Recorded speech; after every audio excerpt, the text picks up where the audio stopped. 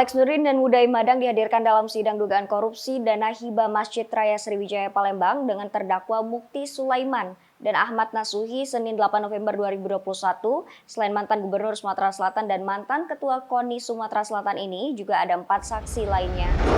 Saksi Uday Madang saat ditanya soal dana hibah sebesar 50 miliar rupiah yang cair di tahun 2015, menjelaskan jika sebanyak 48 miliar rupiah digunakan untuk membayar uang muka pada PT Brantas Abipraya.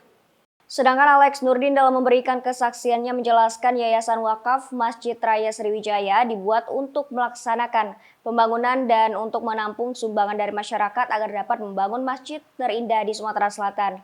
Kepada Majelis Tipikor, Alex mengatakan Yayasan Wakaf Masjid Sriwijaya dibentuk pada tahun 2014 lalu di Jakarta. Awalnya masjid ini direncanakan dapat digunakan menjelang kegiatan Asian Games tahun 2018. Menurut keterangannya, pengajuan hibah pada pembangunan Masjid Sriwijaya ini ada proposalnya. Terkait hal ini, Alex meminta saudara Launma, PL Tobing untuk memeriksa pengajuan tersebut. Ditanya oleh Majelis Hakim apakah selaku Gubernur Sumatera Selatan Alex Nurdin pernah menyuruh Sekda yang saat itu dijabat oleh terdakwa Mukti Sulaiman untuk meneliti badan hukum dan badan penerima hibah, Alex menjawab dengan singkat. Jadi ada SK Gubernur yang memerintahkan untuk memverifikasi dalam hal ini oleh Biro Kesra dan selanjutnya ke Ketua NPHD dan setelahnya ke Gubernur. Jawabnya atas pertanyaan Majelis Hakim.